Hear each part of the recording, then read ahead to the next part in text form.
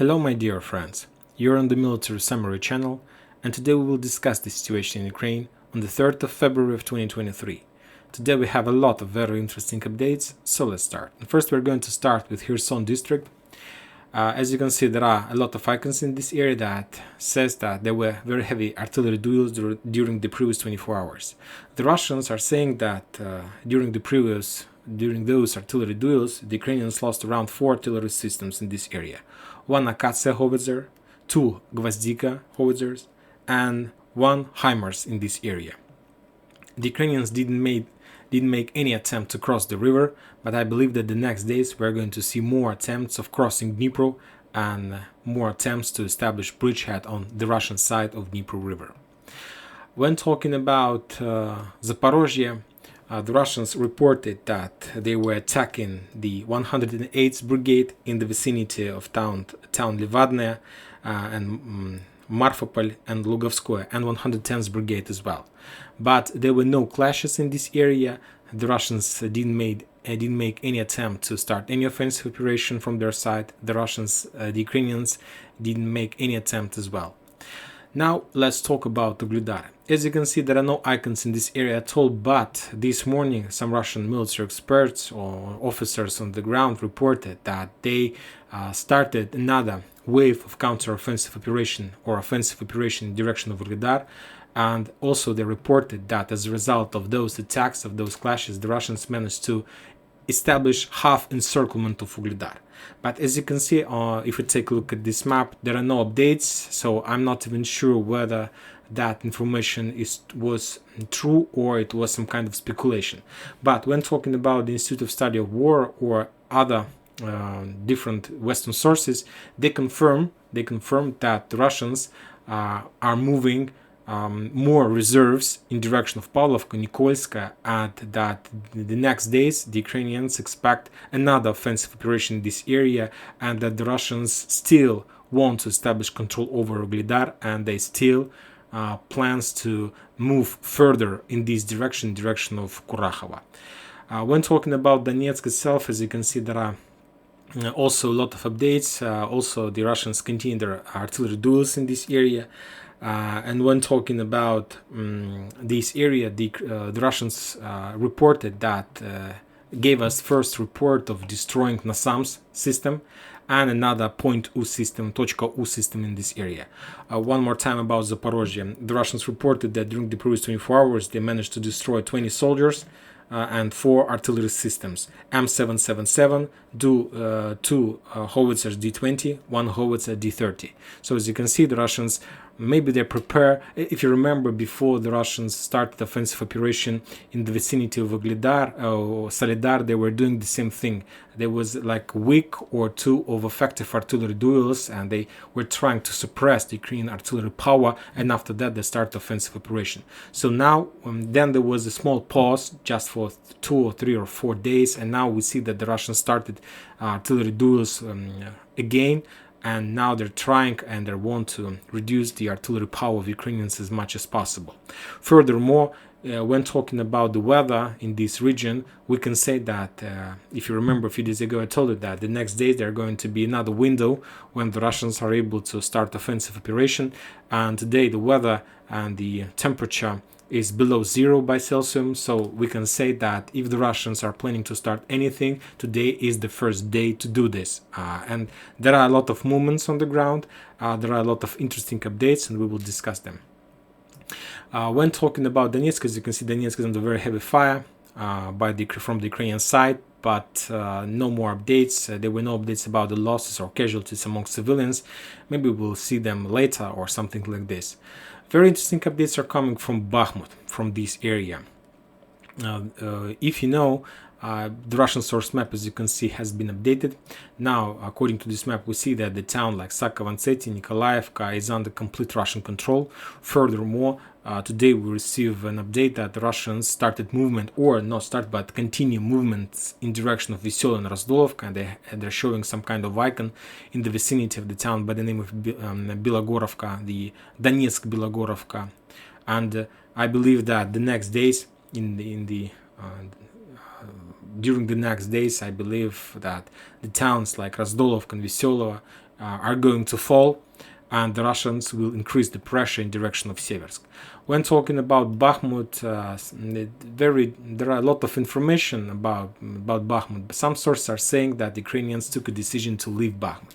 Some sources are saying that the Ukrainians are moving more and more reserves in the vicinity of this town, and to tell the truth, it's very difficult to understand what exactly the Ukrainians are planning to do. But if we take a look at the deployment map, and as we discussed during the previous videos, you saw that a lot of forces were redeployed from Bakhmut in direction of Solidar. But these days, the Ukrainians deployed, when talking about Bakhmut, the most important part of Bakhmut is the town by the name of Ivanovska, this one, because as we discussed, this is the last town, and if the Russians, not just the last town, but if the Russians are able to take this small town, they will be able to cut the road that connects Konstantinovka and Bakhmut, and furthermore, they will be able to establish fire control over the road that goes from Chasov Yar to Bakhmut. And these days, the Ukrainians deployed 63rd Mechanized Brigade in the vicinity of Ivanovska. It's fresh forces, or at least if we can call them fresh, maybe they have maybe they still have some kind of power or something like this. So that's why they were deployed here to stop the Russian movements and to stop the Russian progress from Klishchevka towards Ivanovska. It will give them some days. Maybe it will give them some time to prepare defense line on the west side of Bakhmut, between Chasov Yar and Bakhmut, before the collapse of Bakhmut and before the Russians take control over entire area from the canal on the west, let's say to Seversk. There were a lot of updates on the ground, a lot of changes and so on, but let's go step by step. If we take a look at the Russian sources map, also you're going to see that there are some icons in the vicinity of Belogorovka. Yesterday in the evening, we received piece of information that the Ukrainians took a decision to step back from Belogorovka. Later, the governor of Lysychansk area, Lysychansk region, reported that the Russians entered this town, but the Russians still haven't provided any video or photo confirmation of the fact that they entered the town. The only thing that they reported is that they started the evacuation process of civilians. There were few families who, mainly it was very old people, who took a decision not to evacuate from Belogorovka, but the Russians took a decision to move these people from this town in direction of Lysychansk. So for now, we can say that this is the first confirmation that the Russians returned Belogorovka back. And this is very important because, as you can see, if we turn back to the Western sources map, now the Russians have almost complete the operation with Veselaya, Razdolovka, Saken-Vansety and Nikolaevka are already under Russian control, and now we receive a piece of information that the Ukrainians took a decision to leave Belogorovka. So that means that the Russian progress in the vicinity of Seversk is very dangerous for the Ukrainians, and they're prepared themselves before, let's say, not the greatest Russian offensive operation, but the Ukrainians are trying to prepare themselves before greatest Ukrainian evacuation or something like this, because as I understand that sooner or later this line will be taken and the Russians will continue their development in direction of Seversk from the south. Furthermore, the Russians continue storming an offensive operation in the north from Seversk Donetsk. As you can see, there is an icon of AK-47 in the vicinity of Nevska, so the Russians got very close to the Zherebets River. If we take a look at the Institute of Study of War, they're showing not the progress. This orange cloud shows the Russian claims. So according to Russian information, they have established control over this over these orange clouds. So that means that the Russians are very close to Zherebets, and as you can see, they have created, we can say, let's say, not operational encirclement of Seversk. It's very far to the supply roads, but anyway, we see that now Seversk is the main objective of the Russians. They before establishing control over Bakhmut, I believe we're going to see the fall of Seversk, and it is much more easier for the Russians because it's a field. It's not a town.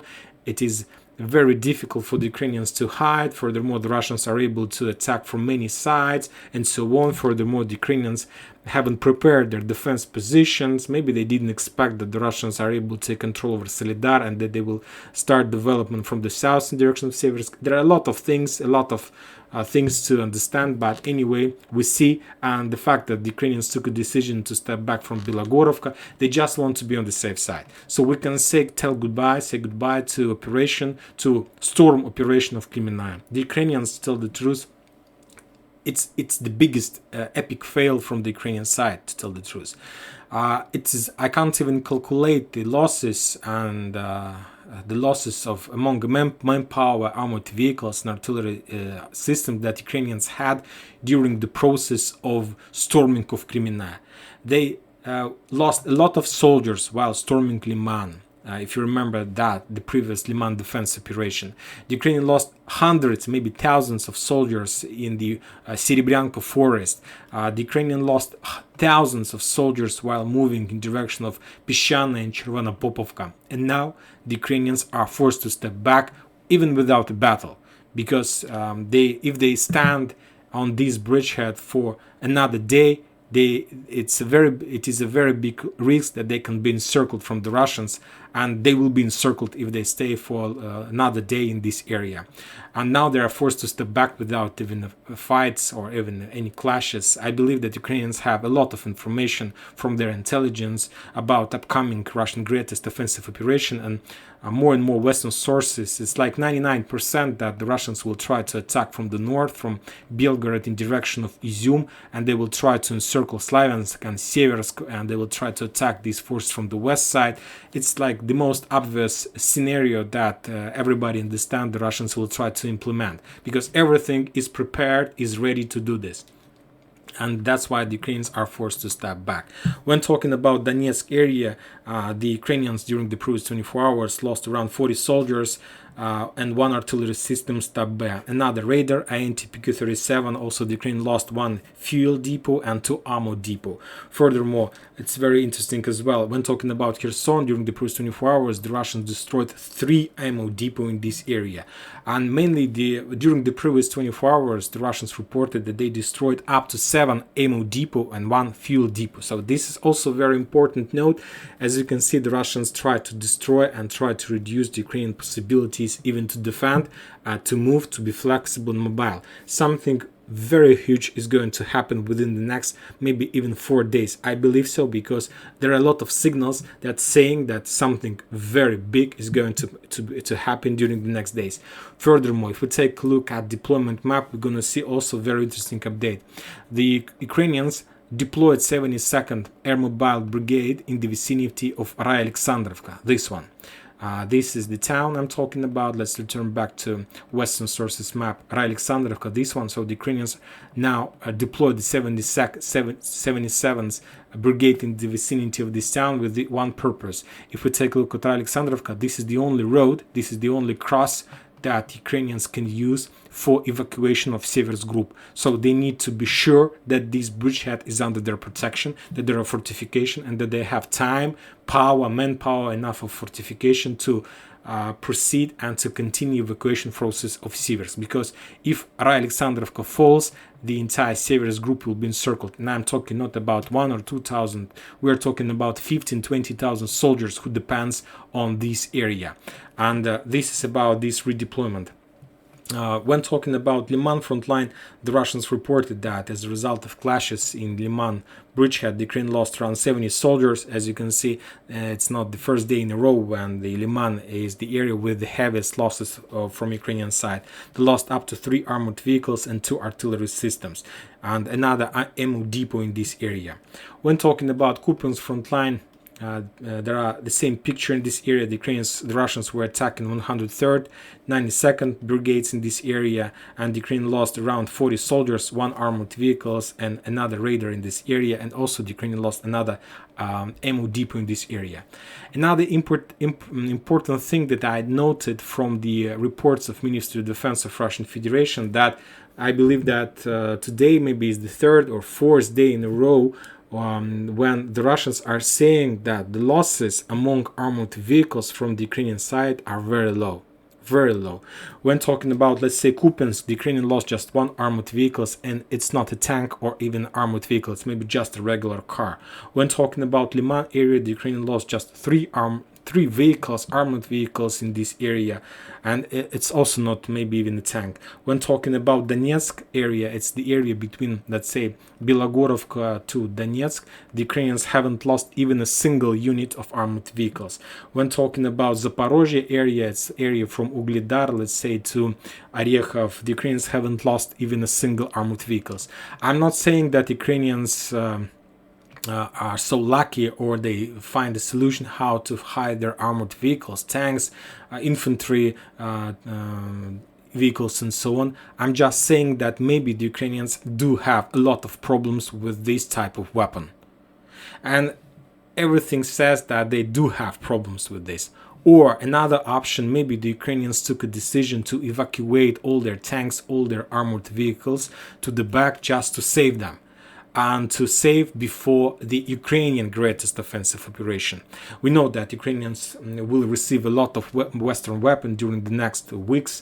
And furthermore, if we take a look at this map today, the Russians add another icon that there is a photo that first armored vehicles, Western armored vehicles like Stryker and so on, Bradley and so on, crossed the Polish-Ukrainian border. So we can say that on the 3rd of February is the first day, it's 100% information, that today the first Western armored vehicles entered the territory of Ukraine. And mainly I'm talking about, of course, Strykers and Bradleys and something like this. So, and this is very interesting.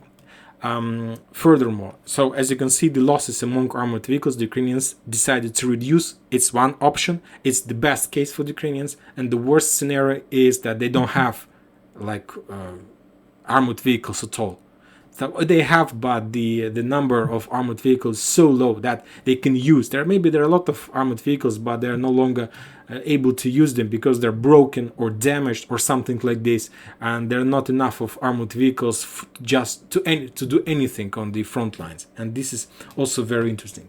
Now let's return back to the deployment map, because there are also a lot of updates. And one of them, as we discussed, the Ukrainians deployed 72nd Brigade in the back of Siver's group just to be sure that Alexandrovka, this cross, is not going to fall as a result of Russian attack. They need to be sure that they are able to provide the secure evacuation road for the Ukrainian forces who are deployed on Liman bridgehead, Yampol and Seversk. This is the focal point, and soon we are going to see the battle for this area.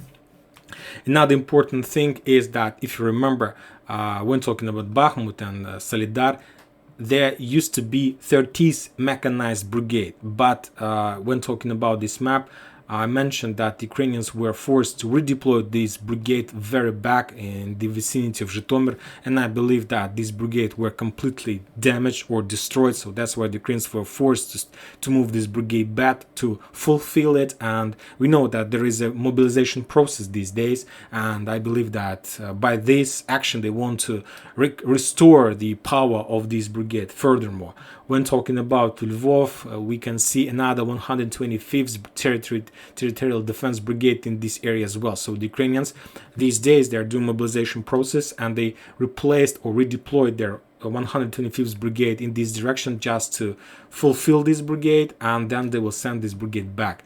Another brigades we can find 112th on defense in Kiev and 114th in Kiev as well. So the same story.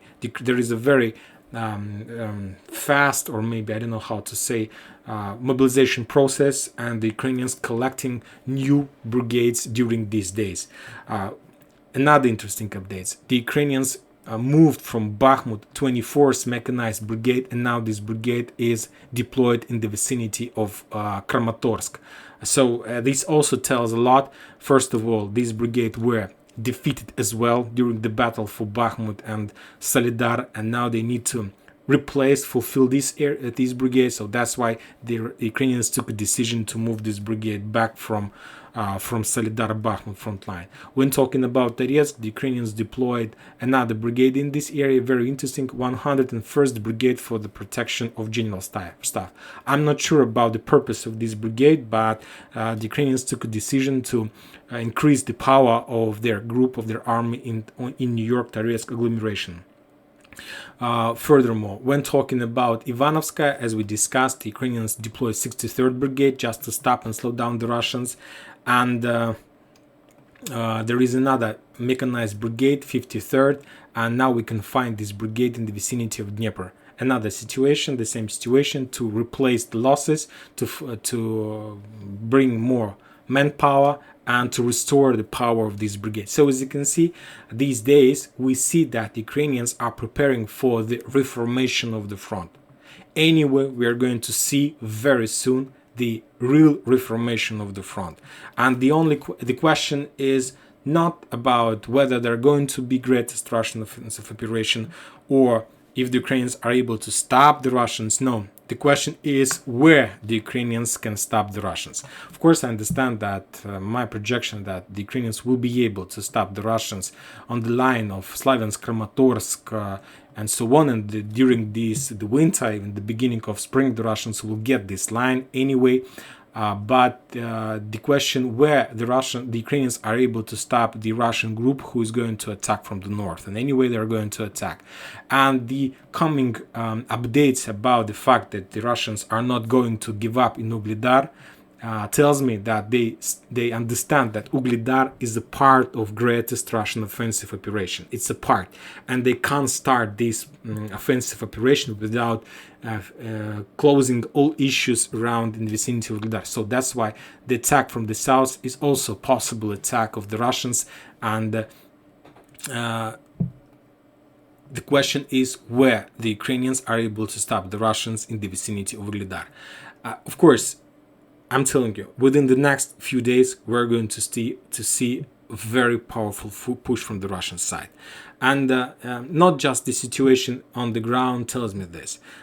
Today, there was a lot of, as you can see, interesting updates from the Ukraine, but also today there was two pieces of news from Russia that are saying that very soon something interesting is going to happen. And now we're going to talk a little bit not about Ukraine, but about Ukraine. If you remember, in the end of the last year, the Russians started their mobilization process. They mobilized up to 300,000 soldiers. There were a lot of negative sides and positive sides of that mobilization process. But today I would like to discuss with you negative process and negative sides of the past mobilization on the territory of Russian Federation. And the thing is that when the Russians announced about mobilization process, a lot of young people, a lot of young men left Russia. A lot of people who should serve in Russian army left Russia, according to the mobilization process. And as we know, now the Russians have a lot of problems to cross the border. It's highly unlikely that the Russians are able to visit Europe, like just regular people, young people who should serve in the Russian army according to mobilization. They can't cross border and to enter Europe. And furthermore, when talking about Kazakhstan, a lot of young people from Russia took a decision to leave Russia and to enter Kazakhstan. They speak almost the same. They speak the same language, and it's not a very big deal for the Russian to start their life in this town. But a few weeks ago, I have a report, some information that the authorities of Kazakhstan return or maybe 8,000 soldier people or maybe 12,000 young men back to the territory on the territory of Russian Federation. So these guys left Russia in direction of Kazakhstan, but Kazakhstan authorities, the Russians made a request to return these people because they have all necessary information in their databases, like because they crossed the border and they have all necessary notes and they know who exactly left Russia and who entered Kazakhstan. So as a result of all those processes, the Kazakhstan authorities returned up to 12,000 people back to Russia who was mobilized and sent to Ukraine. Another direction of movement is Georgia. So there are a lot of people. I know that thousands of people left Russia and moved to Georgia, thousands of people. And another place where the Russians took a decision to hide or to wait during this special operation is Mongolia. So, and these two countries like Georgia and Mongolia has nothing common with the Russian Union. As you know, there is a union between Russia, Belarus, Kazakhstan, and some countries in Asia, and they have a lot of common things. And as you can see, the Russians requested Kazakhstan to return people, and Kazakhstan returned. So the Russians don't have the same agreements with Georgia and the same agreements with Mongolia. And that was the weak side of Russian mobilization process. A lot of people left Russia, and the Russians don't have any possibilities now to return these people back, let's say, from Georgia. And today, the Russians closed the border with Georgia, so the ground border. And starting today, I don't know the duration, how long this status we are going to see. But today, the Russians couldn't cross the border on the ground on this crossing area. This is Veliki Lars border checkpoint, and this border checkpoint is closed. The Russians can't enter Georgia today. The same couldn't enter Georgia today. The same situation with Mongolia. The Russians closed the border checkpoint in this area near small town Khanj. This one, the Russians are saying that they did this because of weather. So like snow, like this, like rocks, and because of bad weather, because of very high risks that something terrible is going to happen. So that's why they took a decision to close the border. What I'm trying to say, you need to understand the important thing. I believe you know this, but I just want to repeat much. Maybe somebody doesn't understand this. That if the Russians are planning to start greatest offensive operation that the Western countries are talking about, anyway, they need to start mobilization process at the same time. Yes, they have mobilized up to 300,000 soldiers, but the Ukrainians these days, they are also doing mobilization process. And if the Russians during the upcoming greatest offensive operation are able to take control over, let's say, to increase the bridgehead, to, let's say, return control over Donetsk, DPR completely over Kramatorsk, Slavyansk, and maybe to get as close as possible to Kharkiv, maybe Dnipro, Zaporozhye, they will have losses. And right after the Russian offensive operation, they will face the counter-offensive operation from the Ukrainian side. And by the end of their own offensive operation, the Russians needed to be prepared for upcoming counter-offensive operation. And to be prepared, they need to have a lot of manpower. They need to have new manpower. And for these purposes, they need to start mobilization process. Furthermore, during upcoming greatest offensive operation, the Russians will have losses. Yes, they will have. Furthermore, they will increase the bridgehead and the territory that they control. That means that they need more forces on the ground who controls the towns like checkpoints, railroads, and so on. They need occupation forces. We can call it like this, or I don't know, they need some forces to control the new ground. So that's why we can even compare the situation with the Ukrainian side. The Ukrainians announced about upcoming counter-offensive operation and they started mobilization process. So the Russians haven't started mobilization process yet because they don't want to discover their plans. They want to show that we're not going to do anything. But believe me, at the same day when the Russians started greatest offensive operation, they will announce about mobilization process. And when talking about mobilization process, everybody understand on the territory of Russian Federation, I believe that young men have already discovered that there is a way how to save your life and how to not to get under mobilization process. The only thing they need to do is to cross the border and to enter Georgia, or to cross the border and to enter Mongolia, because these two countries, they are not returning these people to the territory of Russian Federation. And this is like a way how to escape this mobilization process. And the Russians, during the first phase of mobilization process, they understood everything. And I'm trying to say that today the Russians closed the border with Georgia and Mongolia, not because of the fact that they're planning this evening to announce mobilization process. No, it's some kind of final preparation. Yes, maybe there is a bad weather. I believe that there is a bad weather. It's winter, it's rocks or something, it's hills and so on. They announce about this just to understand what is going to be next.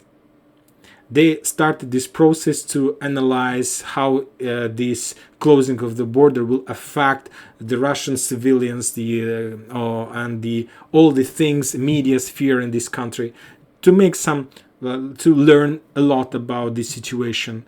And when the time comes, they will close the border again, and they will be completely prepared to the mobilization process. And this is the most important signal during previous 24 hours. Not the fact that Ukrainians left Bilogorovka, or about the Russians or Wagner's progress in the vicinity of Soledar and so on. The most important, we'll repeat one more time, that the Russians closed the borders with Georgia and Mongolia. And that means that they have almost prepared everything. And this is just the final steps they're doing to understand how the process is going to be done during the next weeks or during the next phase or so on.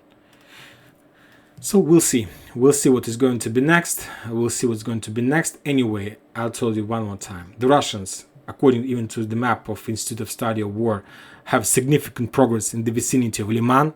That means that they have already completed the preparation of the top hat of Seversk Cauldron.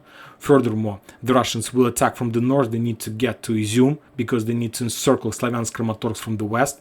The Russians these days are trying to move more reserves and reinforcements to Ugledar, and they still want to penetrate the Ukrainian defense orders in this area and to get from the south in direction of Pokrovsk. So everything are saying about upcoming greatest Russian offensive operation, and something tells me that we're going to see this offensive operation within the next few days in February, maybe in the end of February, maybe at the same date with anniversary of the special military operation, who knows. But one more time, the most important, closing the borders and the weather.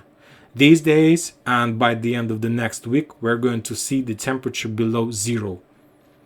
And another important note that for the last few days, the Russians included information about the losses among the Ukrainians, and the losses among Ukrainian armored vehicles are very low. And it means that maybe the Ukrainians took a decision to keep and save their armored vehicles, or maybe they have a very huge problems with armored vehicles. Anyway, we'll see this. And that's it for today. Military Summary channel reminds you to condemn any violence in Ukraine. Thank you for watching. Subscribe to my channel, put your likes, join my Patreon, and have a good day. Bye bye.